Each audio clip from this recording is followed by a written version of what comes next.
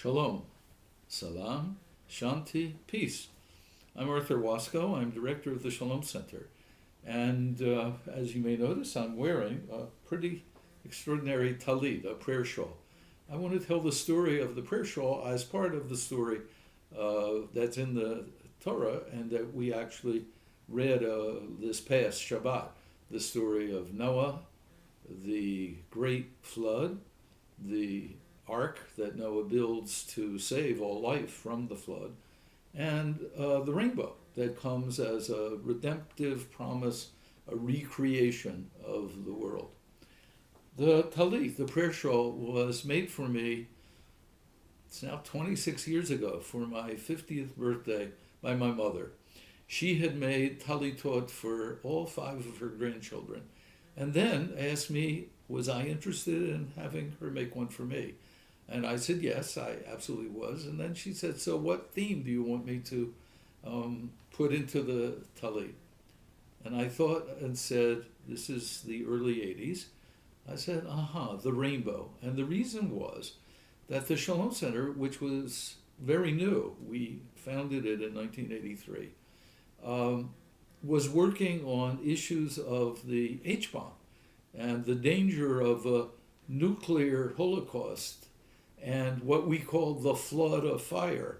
And the rainbow sign, was the commitment, the promise, the sign of a covenant that we, the human race, would take our part in making sure that life on this planet was not destroyed by means of the H-bomb. So now here we are, a generation later, and the issue is still, to some extent, the bomb and the danger of nuclear proliferation, especially, the direct danger of a collision between the United States and what used to be the Soviet Union, not so great anymore.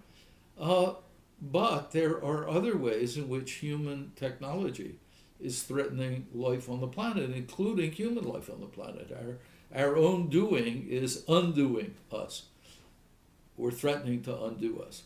And the major way in which that's happening now is with the climate crisis, with what most people call global warming, but I call global scorching, because warming seems so warm, seems so pleasant at some unconscious level.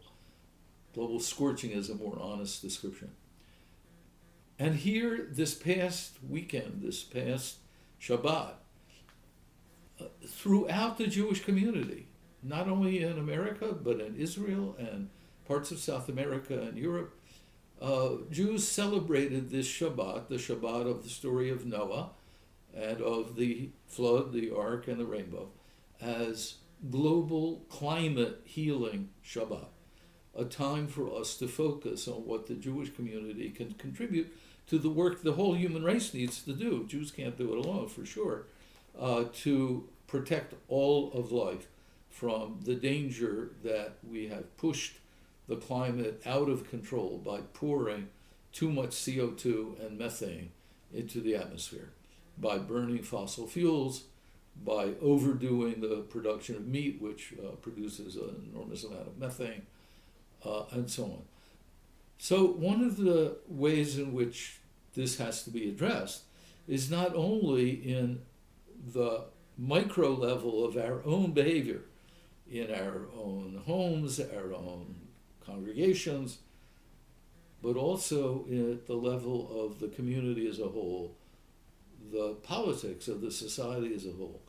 And that's where the Shalom Center has been focusing, because other groups in the Jewish community, Hazon, Teva, and various other grassroots eco-Jewish environmental groups, as well as some of the big institutions, the reform and conservative movements, the Jewish Council on Public Affairs, have been addressing how to green synagogues, green even our own households.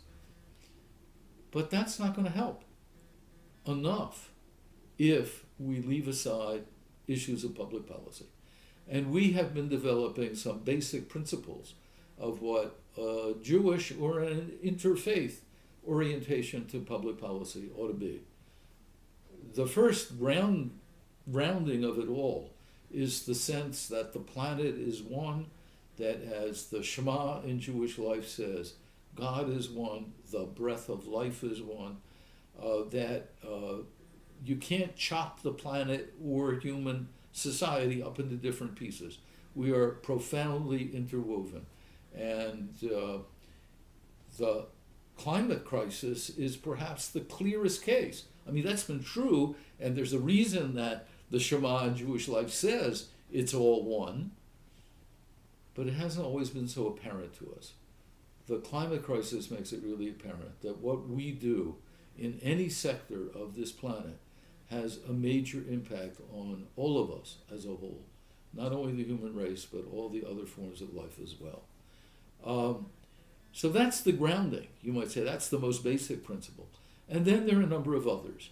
The Torah teaches that if somebody owns an ox that begins goring, and he knows this ox is used to goring, and he lets the ox keeps on goring and killing or maiming people, then he is responsible for the behavior of the ox, and he has to pay damages. Well, we now know, and the oil companies know, and the coal companies know, that what they are doing by pouring carbon dioxide into the atmosphere is killing human beings through drought, through flood, and other species, is driving diseases that used to be restricted to small parts of the planet, like malaria, into much wider areas, is in fact killing people.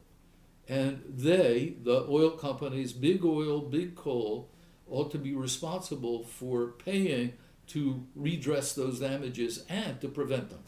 And that's what cap and trade or the carbon tax are about. And that's what the Senate bill that's now under consideration, the House of Representatives in the U.S. has already passed the bill. But that's what those bills are about, partly, is what's called cap and trade, ways for those who are pouring CO2 into the atmosphere to begin to pay for it so that they will do less and we can use that money to redress the damage. There's another principle, runs through Torah, through the Quran, through the Christian New Testament, the Gospels, through every great religious tradition, that the poor must be protected by the society as a whole. And where there is poverty in the world, that's where people are most vulnerable to the effects of global scorching, to the climate crisis. And we all have a responsibility to make sure that the poor of the planet in India and China, where they're beginning to take responsibility for their own societies, in Africa, where it's desperately hard to get together enough money to take a different path, that we all take responsibility to deal with that. And in our own country, if we're going to move away from gasoline-powered automobiles, if we're going to move away from coal, then coal miners and auto workers need to be protected. We need to figure out a way, not for them to keep on being coal miners and auto workers, but to do new kinds of work with green jobs, jobs that protect the earth instead of damaging it, but that also protect those workers. They should not be impoverished in the process of our healing the planet. And we could go on. We need to make some basic changes in our lifestyle. Things that we sometimes think of are just personal, like how much time we set aside for rest, how frugal we are about the use of energy. Those are not just personal choices, they are social and communal and political choices. And we have to encourage the kinds of behavior that do least damage to the earth and also least damage to human beings. Instead of pressing people to overwork at the same time as we press other people into disemployment so they have no jobs. So these two contradictory realities, seemingly contradictory, disemployment and overwork, happen at the same time. We need to be encouraging a kind of society that doesn't disemploy people and doesn't overwork people.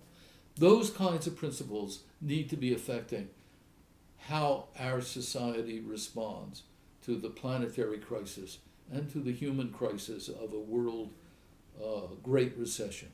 So those are the kinds of things the Shalom Center is now trying to do in the name of the rainbow that is diverse and colorful and beautiful and promising, a profound promise that if we do draw, as Noah did by building that ark, on our own ingenuity to heal the world instead of destroying the world, if we do draw on that kind of creativity and ingenuity, then we can create a society of beauty and joy instead of a society for our grandchildren of disaster. I welcome you to look at the Shalom Center's website. It's www.theshalomcenter.org, www.theshalomcenter.org. I welcome you to look at it and to join with us in doing the work to change the direction of our society, to heal ourselves and to heal the earth. Shalom, salam, shanti, peace between human beings and between human beings and our planet.